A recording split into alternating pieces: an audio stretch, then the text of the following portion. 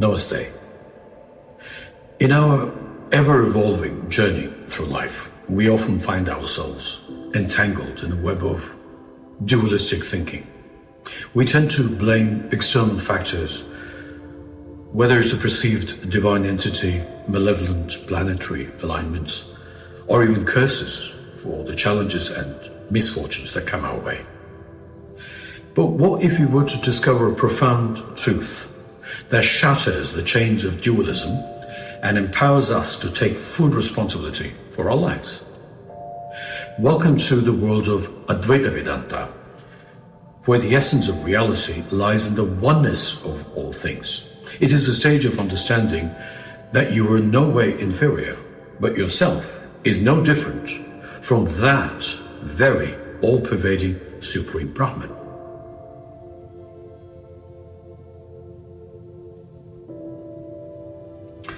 Imagine a cantankerous tenant residing in a quaint house. This tenant, perpetually dissatisfied and quick to cast blame, points fingers at his elderly landlord for every imperfection in the house. Complaints and accusations become the daily norm. The tenant lives his life under the cloud of discontent and causes trouble to his landlord and to all others around him. One day, the elderly landlord, devoid of any family ties, decides to embark on a spiritual pilgrimage. He knocks on the tenant's door and hands over the house's ownership documents, relinquishing all claims to the property. "It's yours now," he declares. "Do with it as you wish." He's then gone forever.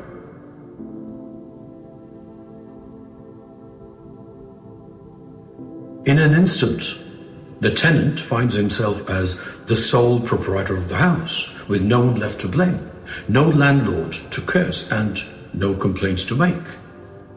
He is now in complete control, and the weight of responsibility descends upon his shoulders.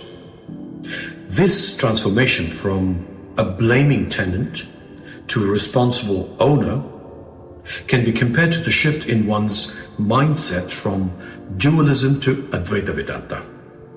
Just as the tenant must care for the house he now owns, those who understand the non-dual philosophy of Advaita Vedanta naturally accept responsibility for their lives.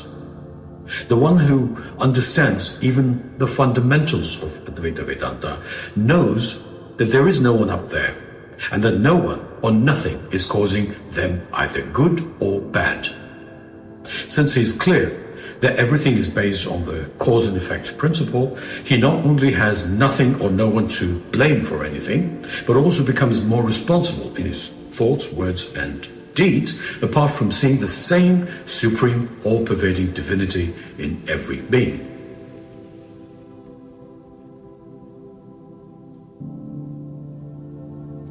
Dualistic thinking has given birth to countless cults and organized religions, each claiming to be the only true one and promoting belief in a higher power or imaginary supernatural being or beings, often accompanied by strict dogmas and laws.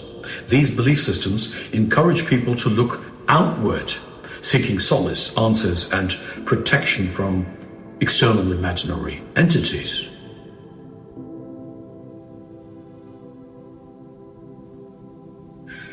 Advaita Vedanta, the pinnacle of the Vedas, leads seekers towards the profound realization that not only are they one with the all-pervading Brahman, the ultimate reality, but their awareness is the supreme reality.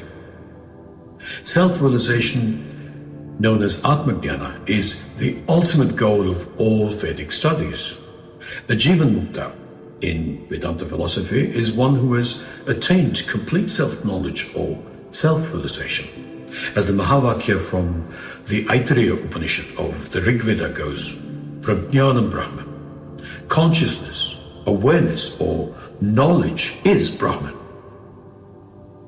In this state of awakening, there is no need to pray to external deities, beseech favors, or cast blame on external factors, when life takes an unexpected turn.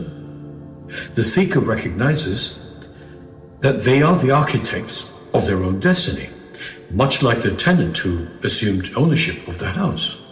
Of course, the differences in each individual's life can be attributed to the patterns that everyone's life follows.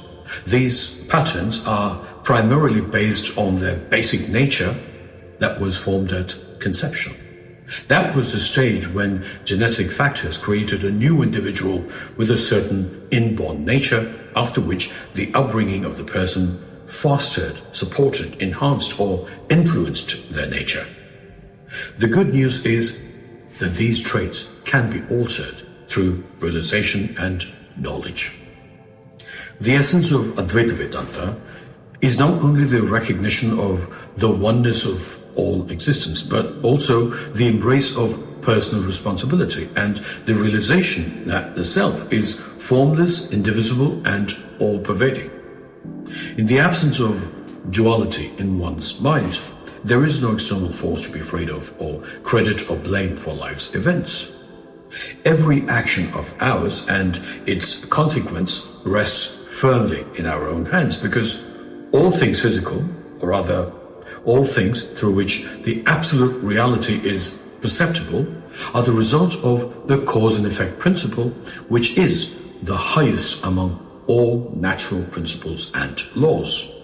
So as you navigate through life, consider being empowered by the knowledge of Advaita Vedanta, rather than living in the fear of gods and deities whose wrath you would not like to incur, simply because you missed fasting on a certain day or forgot to go to the temple on a Friday. Advaita Vedanta is a philosophy that empowers you to transcend dualism and religion as a whole, take charge of your existence, traverse the journey of life with purpose and responsibility, and live an enriching, blissful, and fulfilling life. In a world where dualism has woven intricate patterns of blame, dependency, and discrimination among people, the teachings of Advaita Vedanta shine brightly, guiding us towards a path of self-realization and self-responsibility. Embrace the universal and all-pervading nature of divinity and take control of your life's narrative. For in Advaita Vedanta, you are the author of your destiny. Begin your journey with a basic Srimad Bhagavad Gita translation. While deeper studies can come later, take the first step and start exploring it for yourself. If you require any assistance, please do not hesitate to contact me to embark on a non-religious exploration of the Srimad Bhagavad Gita. Thank you. Stay blessed. Jai Shri Krishna.